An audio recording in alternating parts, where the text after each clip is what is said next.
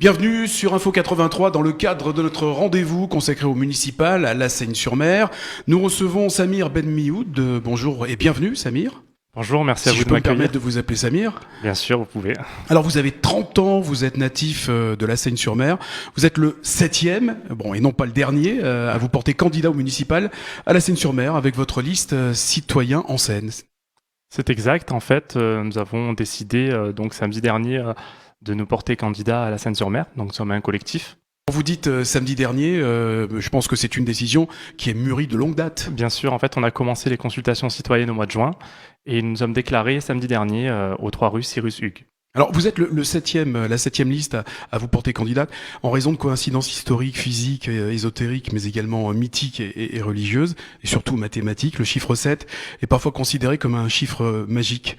Ça vous inspire? Je suis né le 7 janvier. Et ben voilà, comme moi. Donc voilà, on est nés en même temps, mais pas la même date, je suppose.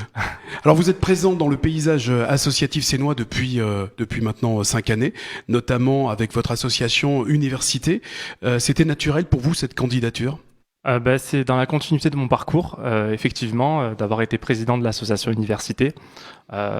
C'est dans la suite, Logique. Voilà, c'est la suite logique de notre parcours. Puisque nous avons répondu à des besoins par des services et nous avons pu former 190 infirmiers, 300 aides-soignants, donc nous avons joué un rôle plutôt important à la Seyne-sur-Mer. Vous vous sentez légitime pour vous porter candidat? Avec beaucoup de modestie, ça sera les votes qui nous le diront. Pourquoi ne pas avoir suivi une liste étiquetée politiquement ou ne pas s'être engagé dans un parti politique? Je pense par exemple à la REM, puisque vous êtes jeune et que c'est tendance. Alors initialement, j'avais candidaté, donc j'avais porté un projet. On n'a toujours pas de retour, donc du coup, je n'ai pas voulu laisser Paris choisir pour nous. Et concernant les candidats, c'est parce que tout simplement, nous ne nous sentons pas représentés. Alors, effectivement, beaucoup de candidats sont présents dans le paysage politique, au conseil départemental, à la région. Certains ont des fonds d'investissement, d'autres sont dans le paysage associatif. Et moi, nous partons du principe tout simplement que lorsqu'on ne peut pas changer le coin de rue, on ne peut pas changer une ville. Alors, je voulais revenir sur ce que vous nous avez dit. Vous avez demandé effectivement à la REM un soutien, une investiture. En fait, non, c'est un peu encore différent. Nous avons présenté un projet. D'accord. Voilà. Et ensuite, nous avons réfléchi au niveau de nos consultations et j'ai retiré mon dossier de candidature. Alors, il faut des moyens financiers pour être candidat, d'autant que vous ouvrez 3 permanences, je crois que c'est ça, à la Seyne-sur-Mer. Vous êtes soutenu, et par qui? Alors nous sommes un collectif, comme je dis, donc à la pluralité, nous avons choisi la pluridisciplinarité. Nous avons mis les compétences en avant. Je suis pas seul, même s'il faut une tête de liste, nous sommes, comme je le répète, un collectif. Et c'est le collectif qui se présente, avant tout. Alors, le collectif porte le nom, enfin la liste va porter le nom de Citoyens en Seine, avec un très beau jeu de mots. Ça fait d'ailleurs la 3e liste citoyenne qui utilise le terme, la terminologie citoyenne, avec celle de Patrice Bessonne et Luc Patin-Tringer. Qui va composer votre équipe, votre liste? Alors ça, vous le saurez très prochainement, puisqu'à chaque permanence, vous verrez 5 personnes. D'accord. Très bien. Pour l'instant, c'est un secret. Et quand vous dites prochainement, ça se... Prochaine inauguration le 30 novembre en face de la médiathèque, dans les quartiers nord, donc à Berthe. Et l'autre permanence le 7 décembre dans les quartiers sud aux Sablettes. Et vous dites donc à chaque permanence, il y aura combien de personnes? Entre 5 et 6 personnes qui se mettront en avant et qui, bien entendu, feront partie de la liste. Ça fait à peu près une vingtaine de personnes, grosso modo. Alors, vous êtes jeune, vous avez 30 ans, je l'ai dit, avec un œil neuf, donc vous connaissez bien la cité Berthe, puisque vous y avez grandi. Qu'est-ce qu'il faut changer aujourd'hui à la Seine, à la cité Berthe, à la Seine? Que proposez-vous donc de différent, Samir Benmioud? Alors, c'est les axes du programme, alors assez simple. C'est ça. Alors, donc nous voulons retrouver cette fierté d'être Sénois pour nous qui est très importante, puisque la Seyne-sur-Mer est pour nous la plus belle ville du Var. Cette fierté va se retrouver quand on va se réapproprier les espaces publics. La forêt de Janas, j'entends certains candidats parler d'espaces naturels, de parcs. Il ne faut pas oublier que nous avons la forêt de Janas. Ce samedi, j'ai été très étonné en entendant une personne qui s'est rendue à ma permanence donc pour l'inauguration, me disant que quand elle a fait le choix de venir habiter à la Seyne-sur-Mer, tous ses amis lui ont dit qu'il était fou. Donc en fait, Parce que la Seine souffre d'une image négative. C'est ça? Malheureusement, c'est un peu le cas. C'est dû à quoi alors? Essentiellement au quartier Je pense que c'est un tout. Je pense que c'est un manque de dynamisme économique. Je pense que oui, il y a un peu les quartiers. Je pense que c'est aussi que c'est une ville qui est enclavée et que c'est une ville qui est, bien sûr, son potentiel est un peu gâché, en tout cas inexploité. Le deuxième axe, parce que j'en ai passé, le deuxième axe, ce sera le développement économique et l'emploi. Il faut savoir qu'à la Seine-sur-Mer, on a quand même le port d'Aubrigaillon, qui est le seul le port de fret. On a également une zone touristique qui pourrait pourvoir un certain nombre d'emplois, mais qui est encore une fois inexploitée. On a un centre-ville qui est en train de se mourir. Et on aimerait travailler un petit peu sur tout ça. Alors quand vous dites, vous énumérez tous ces points et on aimerait travailler, qu'est-ce que vous allez apporter? Quels sont vos projets? Alors déjà, on a pas mal d'idées. J'imagine. C'est développer une zone franche au centre-ville, avoir une vision stratégique du territoire, ne pas laisser n'importe quel commerce émerger anarchiquement, comme c'est le cas aujourd'hui.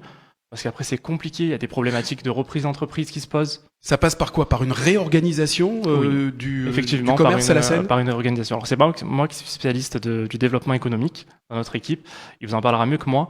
Mais on a besoin d'une réflexion générale. Qui est le spécialiste du développement économique dans votre équipe? Vous le saurez le 30 novembre prochain. D'accord. Très bien, vous rentrez très vite dans le jeu politique, je vois. Non, mais c'est parce que ça fait partie des règles du jeu qu'on s'est fixé. Ensuite, le troisième axe, bien entendu, c'est la sécurité. Mais la sécurité, pour nous, au sens large, c'est une vision holistique. C'est déjà l'éclairage public. Vous savez qu'à 20h30, à la Seine-sur-Mer, il n'y a plus d'éclairage public. C'est pour une question d'économie. Nous, on est contre ça. La deuxième chose, vous savez, ce midi, donc j'ai mangé sur le centre-ville et j'ai vu un monsieur se balader avec sa selle de vélo à la main. Donc ça m'a un peu interpellé, donc on lui a posé la question, et il nous a dit parce qu'il avait peur de se faire voler sa selle de vélo. Donc ça nous a quand même...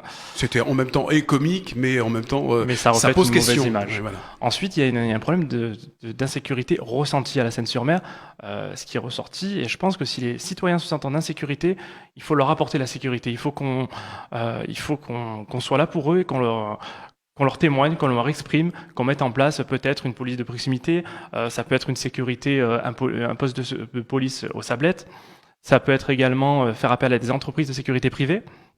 Voilà, c'est un certain nombre d'exemples. Et après, j'aimerais parler aussi d'insalubrité, parce que pour nous, l'insalubrité, c'est de la sécurité. Alors, à Berthe, aujourd'hui, souffre en tout cas de rats qui pullulent.